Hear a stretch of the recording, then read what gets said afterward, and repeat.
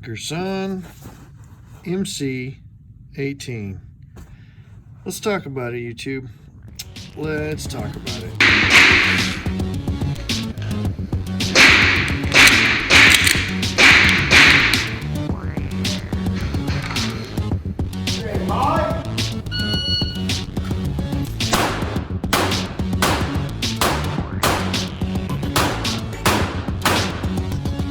We're gonna do a little test. First, sink 6 rounds out of this gun, out of the MC18. Not lubed, not cleaned. First rounds out of this gun are gonna be the self-defense ammo. Brand new, first shots, never shot out of this gun before ever. 2 rounds.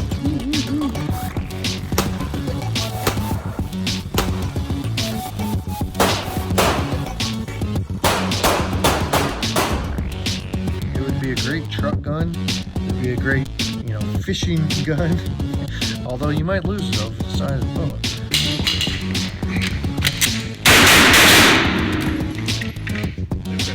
If you shoot and it's not on YouTube, did it even happen? I'm not sure.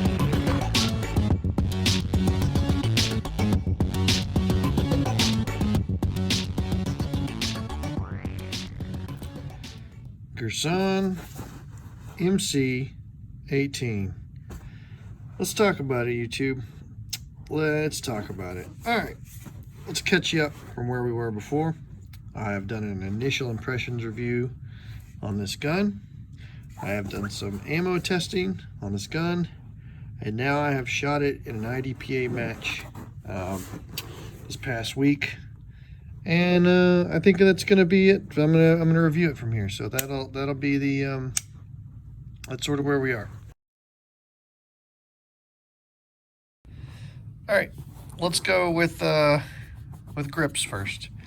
Grips appear to be some proprietary, not quite Beretta, not quite SIG grips. They are this pebble texture. It's pretty good. The front strap is cross-checkered. The back strap has more of the pebble texture. I would say the pebble texture is pretty good. It certainly wouldn't hate it up against my skin, even though I did not carry this in waistband. I suspect it would be pretty comfortable. It does, however, not grab as well as I would like. Now, it's pretty thick. It's pretty easy to get a good grip on. But whereas the Beretta Girsan clone had sort of the pebble texture in the right spot, which is where these fingertips are hitting, for whatever reason, this just feels a bit slicker. I can't really tell you why, but in the palm on this right side, right there, I'm getting pretty good feel, but you can see I've got some of the grip enhancer still embedded in that grip, and I felt like I kind of needed it a bit more. So the grip, good grips, sufficient grips. So I'll give them like a solid B, not a B minus, not a B plus, just kind of right in there, just a B. Sights. Sights are metal 3-dot sights. At least the front sight appears to be cross-pinned in there. I have not super explored that option. I would be interested to know sort of what aftermarket sights, if any, are available for these guns. I would say if there are no aftermarket sights, how do I feel about these sights? Well, I feel like they're pretty good. I found them to be sufficient. I don't like, one of the minor gripes is that it appears that the back white dots are actually bigger than the front white dot, whereas I feel like that should be reversed. And if I were really designing this myself, I would probably black out the rear sight completely and replace this with a fiber optic. I would have to check with, like, say, Dawson Precision or someone and see if that could even be done. But perfectly serviceable 3-dot white sights. I found them to be pretty attractive. I think they look pretty nice. But that's not, I'm not sure that's quite ledge enough to like rack it off your boot or belt or something like that.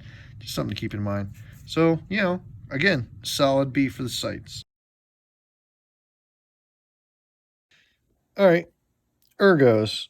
This is likely to be maybe the biggest discussion point with this gun, and likely to be the most negative thing I have to say about this pistol, is the Ergos. And that's not to say that it's not a comfortable gun to hold. It is somewhat if done incorrectly, it is a uncomfortable gun to shoot. And what I mean by that is my fears about hammer bite were justified for me. That's just because I use a, high 1911 style grip. I get hammer bite with like high powers. I get hammer bite with sort of any pistol that is likely to get and give you hammer bite. So that includes high powers, government style 1911s, etc., etc. That's because my grip, I get this thumb up high, I get it on the safety, I ride it, and my hands themselves, I've got a lot of meat back here. When it comes to hammer bite, I have already the propensity to get it. This particular pistol could use about another ½ inch of beaver tail, and it would solve that problem. As it is, you can see as if the slide came back, I got pinched just right there. Now, it didn't make me bleed or anything like a high power really got me, and it was really a problem. This just kind of like came down and kind of smacked me. It was uncomfortable, and I'll tell you guys, you don't shoot too well when you know that every time you pull the trigger, you're going to get a little bite. It's pretty distracting. And then the safeties themselves, as mentioned before, they're just not blended. They kind of stick out. They're very much something that digs into your thumb knuckle, and it's pretty uncomfortable. Now, that's my grip, okay? So if you're, say, maybe more of a traditionalist, or you do like a teacup, or you do, more of a thumb in here kind of action where you flip off the safety, then you put your thumb down, and there are grips where, like, guys are more like that. I'm not going to say they're the most modern grip. I'm just going to say they are a grip, and they're a functional grip, and some people do well with them. It is just not my grip. Then yeah, I could see this pistol being okay for Ergos. But for me, in a modern thumbs forward grip, high on the safety, the safeties they need to be blended, and I get hammer bite. So the beaver tail could be extended, or the hammer could be chopped down just a touch. So I'm bringing out my 915 Smith & Wesson 915 because I want to show you just the barest differences that little bit of extra tang does and makes for shooters. You can see it extends a little bit more, and the hammer doesn't go quite as low, and that makes all the difference in the world. So you can see on my hand there versus here, right? And I think maybe on the Smiths it might just be that the hammer's a little higher, but I also feel that this tang is a bit deeper, whereas this one tends to taper off too soon. And that's going to be my biggest gripe with this pistol, guys. I mean, I'm going to lay it out now. Like, that's the biggest problem I have with this pistol is hammer bite. And it obviously a gun that's uncomfortable to shoot, that's a problem. Magwell. Beveled Magwell. Reloads are nice and easy. You're going to see me in the video, some of the shooting footage, me struggling with reloads. That's not the gun's fault. That's actually my mag pouch's fault. That's not the pistol's fault. I thought the reloads went really well. This is a nice kind of tapered magazine that goes in there well. It's not, it does have this section back here that's not blended in, but I mean, you'd be surprised at how many guns, modern day guns and pistols, still don't bevel the Magwell. It's baffling to me, honestly. I mean, of course it's a cost saving thing, but yeah, that's really nice. Reloads do happen pretty quick and pretty easy.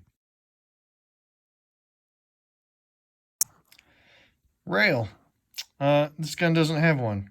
So, you know, party like it's 1999, guys. Honestly, so I think that makes it more aesthetically pleasing, but perhaps reduces the functionality. Maybe they'll release another version with a rail.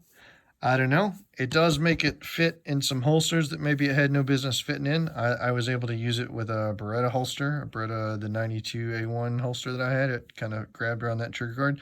So, you know, plus or minus, for future versions, maybe a nice light rail would be good. But again, trigger. All right, trigger. It's pretty heavy. It does stack a bit in the back in the double action. But single action's pretty crisp. The reset's pretty short. I guess what I would say overall in terms of what you're expecting here, it's a pretty heavy double action. And single action, it's again still pretty heavy. That said, you can carry it cocked and locked. So if you're not want to power through that double action, you've got cocked and locked available to you, to where you only have to worry about the single action. And the single action doesn't really have any creep in it. Here we go, watch it. It just breaks. So it's a very crisp break. It's just a little heavy. Now, that said, I'm wondering if this would take a D-spring. I don't know. I'm not going to open it up, but let me know in the comments if this would take a D-spring, because it kind of looks Beretta enough-ish, and obviously being Girsan, I wonder if it takes a D-spring, or just any reduced power hammer spring would probably clean this up to be quite a nice trigger. Now, and honestly, I value the crispness more than I do the weight to a certain extent, right? And what I mean by that is, if I work up and shoot a trigger at a particular trigger weight enough, the weight of the trigger doesn't hurt me as much as the unpredictability of creep. So, you know, giving a bit more time behind this gun and throwing it in cocked and locked, I could absolutely live with this trigger as it is today. And with the ability to throw probably just a slightly reduced hammer spring in here, I think you could definitely clean up this trigger and make it quite nice in double and single action. Accuracy. So let's talk about practical accuracy here. And I did that ammo testing. I was able, and the ammo testing was probably like 5 yards. I was able to stack shots on shots at 5 if I did my part, if I wasn't so worried about the chronograph and if the, you know, getting used to the trigger. In terms of shooting at speed, again, the trigger weight probably hindered me more than anything else, but the accuracy of the gun was certainly not an issue. With a variety of ammos, I thought it was quite accurate. Some of the stages I did better than others, but that's on me. The gun itself was placing shots together, so that tells me, you know, if you can put shots together like that, it's not the gun. I just shot it, and what my eyes saw, and I pulled the trigger, it landed where I was trying to put it. And for me, for that, I think that's a win. Accuracy gets a thumbs up. I think this gun locks up tight. It locks up long enough, and I think the accuracy for this in general, I see no reason why this gun would be inaccurate mechanically. So obviously I have used the Mecgar that comes with it, the 15 rounder that comes with it. I've also tested it and used with this 5900 series Smith mag. And then I have bought several Mecgar 17 round plus 2 rounds. Woo, woo, woo. And it ran everything. So rather than spending too much time on the magazines, I'm going to talk about the accuracy here, or excuse me, the reliability of this gun. This gun ate everything. Like, it ate the weak reloads, it ate the hot stuff, the underpowered stuff, the self-defense stuff, the heavy grain stuff, the light grain stuff. This gun ate it all. I suspect that because this gun is patterned after this gun, which is an incredibly reliable pistol here, that this one will eat all ammo types too. It's just a bulletproof gun. I mean, it seems like it will eat all ammos. So that's what I found, and that would help inform me of the use of this pistol. So I've brought this gun up enough in context with this. I thought let's do a quick compare and contrast between these two. Okay, pros. Girsan has a better safety location than the slide-mounted safety decocker on the Smith & Wesson series. So, point to the Girsan. The sights on the Girsan, even though they are 3-dot white, I feel like they are probably better than what you're going to get on a 915, although the 915 has blacked out rears, so I consider that a wash. If you look at a 5906 with the adjustable rears, maybe the 5906 comes out ahead. I would consider these roughly equal in sights. Trigger, the Smith & Wesson 915 has a smoother double action. Single action is very close. The 915 has a better double action. Ergos, I've hammered it already. I think the Ergos are better. I don't get hammer bite. I won't even go into that. Mag release goes better to the Girsan. It's just slightly bigger. It's a little easier to get to. Slide release goes to the Girsan. It's in a better spot. It's easier to drop the slide from slide lock versus there. It's like the very tip of my thumb, and I would have to use my offhand to drop it. Finish. The 915 in particular has a horrible factory bluing. The 5906, obviously a stainless steel gun, no problem with the bluing or finish on that. The Girsan MC18, I have a feeling you're going to very quickly rub through the finish right there on the hood of your barrel. It seems to be a rub point that you can see already after 100 rounds, as well as sort of the lockup as well right there. So the finish, I suspect, will start wearing right there. Otherwise, this is a very nice finish on this gun. It has been in and out of the holster quite a bit, dry fire, trying to get ready for the IDPA match, and you can't tell. Like, it chewed up maybe the Kydex, and it's still dirty, guys, my bad, but the Kydex did not beat up the finish on this gun. It still looks brand new. The only thing that is wearing on this gun is sort of that barrel hood finish from the 100 rounds I've had through it. So, I mean, we won't even go into that. That's not really comparable. The biggest thing, though, but the reason why the Girsan might win out is because the 915 has a magazine disconnect safety, which is definitely a 90s holdover versus, you know. So, yeah, I just thought I'd throw that out there. If you're looking at these two, I would get either one. If you have a hammer bite issue, you might lean towards the Smith series. If you're looking for something new, you could lean towards the MC18 for sure. I think they're really, really in the same ballpark, and they're in the similar price. So take a look at both. These are probably harder to find not beat up, and these are brand new, and they cost roughly the same. So, yeah, take a look at both. From the box to the match, how'd it do? How'd it do at the IDP match? Beretta clone made by Girsan that I have. I actually shot it at the IDPA match and then the following week, which was a USPSA match. This gun I only shot for the IDPA match.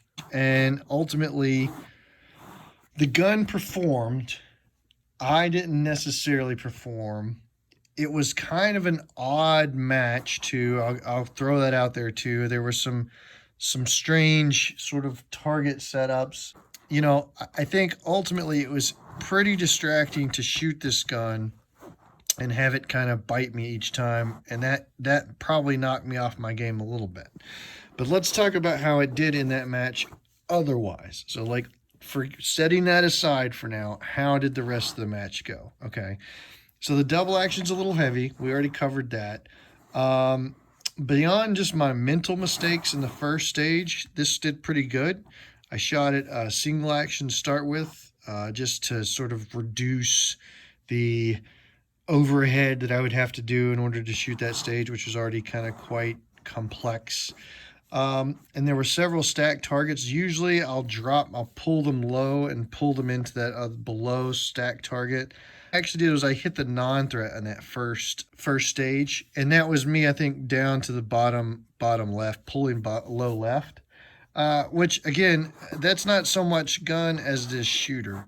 The next stage I shot it with, I actually went ahead and lowered the hammer down and shot it double action first shot. I actually think that helped me a little bit just to get me really dialed in on the grip, and shot that one pretty well as well in terms of accuracy. The third and fourth stages that I shot, again, were sort of odd stages. They had you do a mag in gun, but not in no ammo in chamber start. So they were trying to kind of like show what Israeli carry looks like and why it's a good and bad thing. You know, it's sort of like that, but and just to knock you kind of out of your comfort zone, which is fine when you're shooting a gun you're already comfortable with. But when you're shooting a gun that you're not comfortable with and then adding additional layers of uncomfortability on top of that, it kind of showed. My stage plane blew up on one of them. Again, none of these have anything to do with the gun. The gun itself, I felt, beyond the hammer bite issue, did quite well, especially in the second stage, double action. I really got my grip dialed in. I was really holding on to the gun, and I really controlled recoil.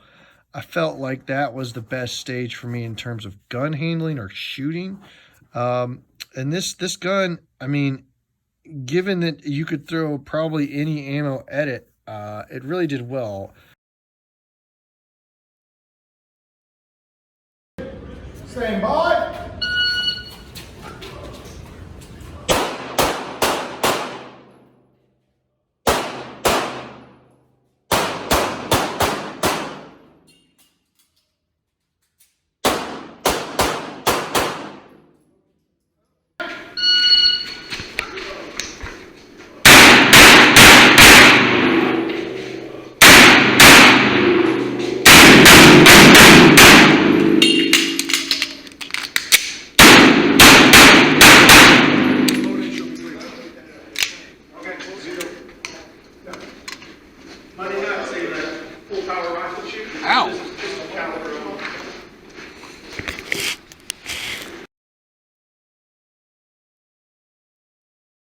Stand by.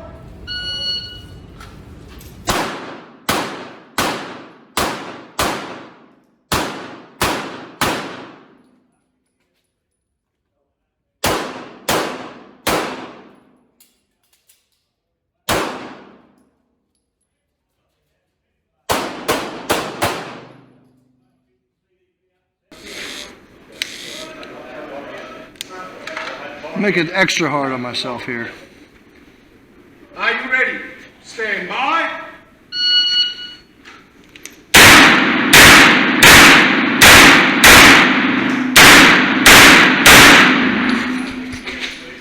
Oh.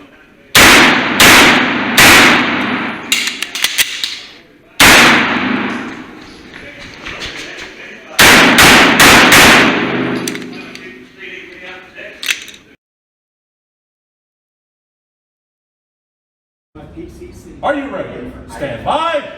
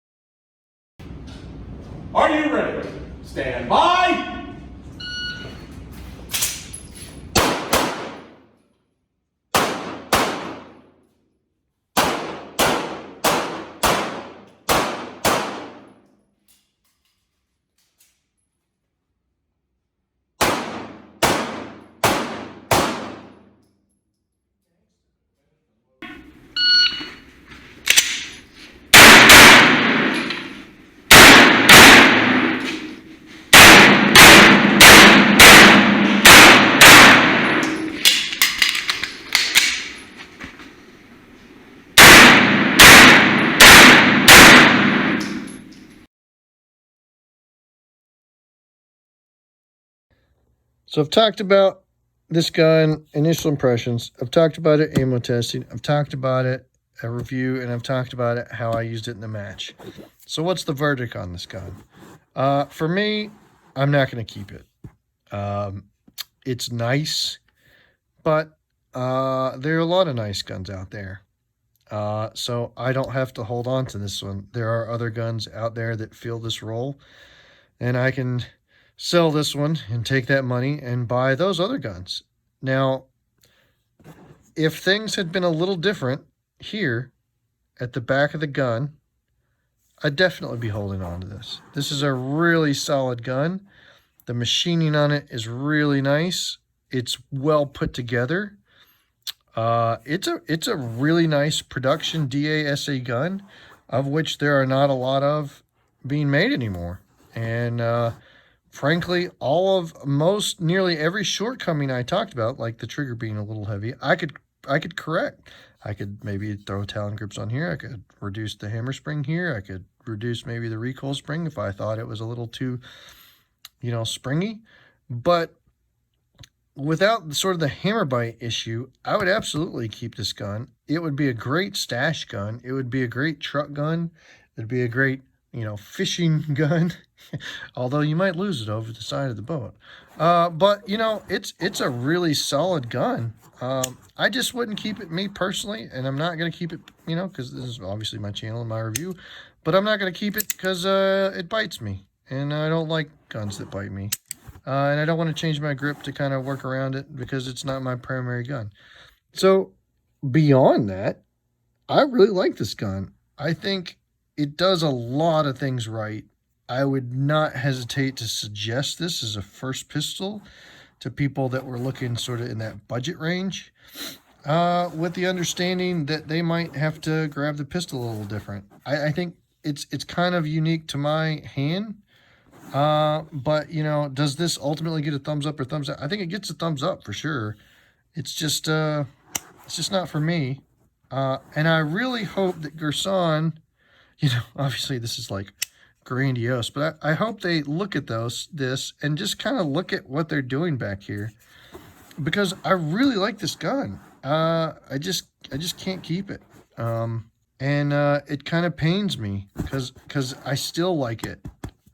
Even though it still does kind of bite me. But yeah, here we are. So let me know what you think. Let me know if I'm crazy to sell something like this, something this nice in this market. And if you think I'm making a mistake, or if you think I'm doing the right thing, ditching this stuff.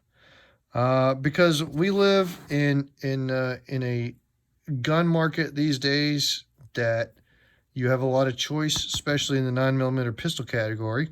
It's just, I just do kind of like it. I wish things were a little different. So thanks for watching, guys. Please subscribe if you haven't already. Check out the Gun Mag Warehouse link in the comments or in the description. And if they ever do come back in stock, maybe I bought them all. You can buy some through that link and support the channel. But either way, I do this for me. And I'm glad that you guys watched it. And I'm glad, hopefully, you enjoyed it. So hit the like button if you can, if you're still here. Appreciate it, guys. Take care.